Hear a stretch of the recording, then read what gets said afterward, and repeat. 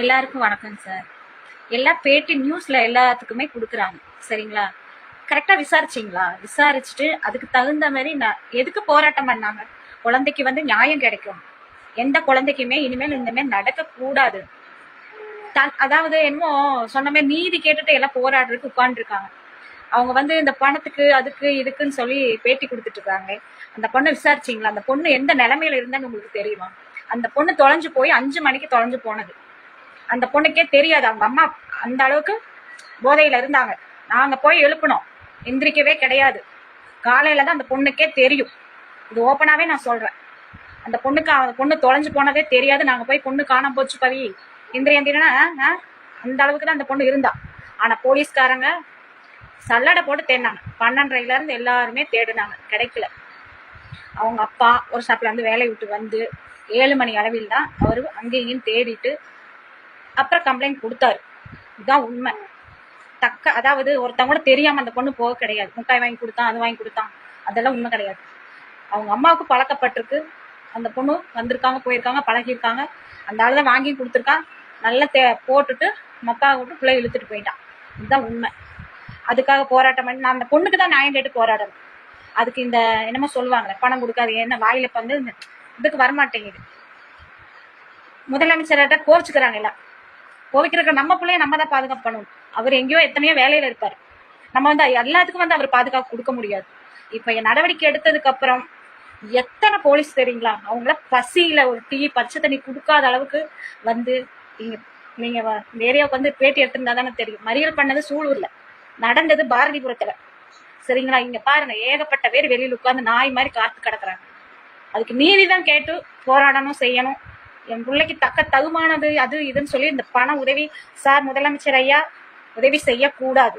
அந்த லேடியை நீங்க விசாரிக்கணும். எந்த ஒரு தாய் ஒரு பொண்ணு ஒரு 10 நிமிஷம் காணாம போனாலே நம்ம வீட்டுக்குள்ள உட்கார முடியாது. இந்த பொண்ணுக்கு காலையில தான் தெரியும். தெரியற அளவுக்கு அந்த பொண்ணு அந்த நிலைமையில இல்லை. அவங்க வீட்டுக்காருக்கும் ஒண்ணுமே தெரியாது, பாவம். எல்லாரும் என்னமோ சொல்றாங்க, கடத்திட்டு போயிட்டாங்க. போனதெல்லாம் உண்மைதான். ஆனா பெத்த தாய் என்ன பண்ணி இருக்கணும்? தேடி இருக்கணும்ல. ஏன் அந்த அம்மாவை ஏன் எங்க போச்சு? தேடாம எங்க போச்சு பிள்ளை விட்டுட்டு? ஏன் அந்த அம்மா பேட்டி எடுக்கல என்னமோ சொன்ன மாதிரி நீ எங்கம்மா போன இப்பதான் முட்டாய் வாங்க தெரியாத ஆள் கூட பொண்ணு போகுங்களா? சொல்லுங்க பாக்கலாம். அவ்வளவு ஆதங்கமா இருக்கு. இந்த ஊரே பாத்தீங்கன்னா நேத்துல இருந்து பச்சை தண்ணி இல்லாம இருக்காங்க. அந்த அளவுக்கு ஒரு கை குழந்தைய நம்ம பாதுகாப்பு பண்றது எப்படி தெரியுங்களா? அதெல்லாம் சொன்னால்தான் அவங்களுக்கு எல்லாம் இருக்கிறவங்களுக்கு அருமை தெரியாது. இல்லாம இருக்காங்க பாருங்க. ஏகப்பட்ட பேர் குழந்தை இல்லாம எத்தனை பேர் தவிக்கிறாங்க தெரியுங்களா? இந்த பொண்ணு லீவுக்கு வந்த பொண்ணுங்க, பாட்டி வீட்டுல வளர்ந்த பொண்ணு. இந்த பொண்ணுக்கு இப்படி ஒரு சூழ்நிலை ஆகும்னு யாருமே எதிர்பார்க்கல. கை குழந்தைகளை தூக்கி வச்சு நாங்கெல்லாம் கொஞ்சம் பொண்ணுங்க. தக்க தன்மானம் வேணும் அவங்களுக்கெல்லாம். கொடுப்பாங்க ஊருக்குள்ள வந்தீங்கன்னா. என்ன எதிர்பார்த்து என்ன கேட்டுக்கிட்டு இருக்கிறீங்க எல்லாம்? ஐயா நீதி வழங்குங்க, என்கவுண்டர்ல போடுங்க. என்ன பண்ண முடியுமோ பண்ணுங்க சார். உங்க கையில நம்பி ஒப்படைச்சிட்டாங்க. ஆனா என்ன சொல்றது, இதுக்கு நீதி தான் எங்களுக்கு தேவை. அடுத்த பொண்ணுக்கு இந்த மாதிரி நடக்க கூடாது, நடக்க விட மாட்டேன் இந்த ஏரியாக்குள்ள. அவ்வளோ ஒரு வேதனையா இருக்குங்க சார். அந்த பொண்ணை நீங்க விசாரிங்க. மெயின் அதுதான். எல்லாரும் கமாண்ட் போட்டுட்டே இருக்காங்க நியூஸ்ல. அந்த பொண்ணு பேட்டி எடுத்துட்டு அது என்ன தெரியும் அந்த பொண்ணு சொல்லிவிட்டா எல்லாம் அடிச்சு விட்டுட்டே இருப்பீங்களா? தீர விசாரிக்க மாட்டாங்க. வந்தாங்க, விசாரிச்சாங்க, போட்டு தாக்குனாங்க, நல்லா தாக்குனாளுங்க. அவளை மூஞ்சி முகரையெல்லாம் உடைச்சாங்க. நேரடியாவே நாங்களாம் பார்த்தவங்க தான். ஓப்பன் பேட்டியே கொடுக்குறேன். இதெல்லாம் பார்த்தீங்கன்னா கொடூரமான கொலை. அட நாசமா போனவங்க. அதாவது ஒரு பழக்கம் இல்லாத ஆள் கூட எந்த பொண்ணுமே போகாதுங்க. இதுதான் உண்மை.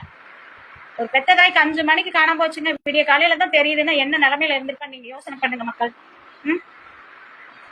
10 நிமிஷம் காலையினால உயிர் போகுது. பேட்டி கொடுக்குறியா? நல்ல முறையில கொடு. இந்த சூழ்நிலை உண்மையை சொல்லி கொடு. மக்களுக்கு தெரியட்டும். மக்களுக்கு தெரியட்டும் அந்த நிலைமையிலதான் இருந்தேன், அதனாலதான் என் பிள்ளை தவற விட்டுட்டேன். ஒரு ஆண் வேலைக்கு போறான்னா பெண் நம்பி தான் நம்ம வேலைக்கு போறது.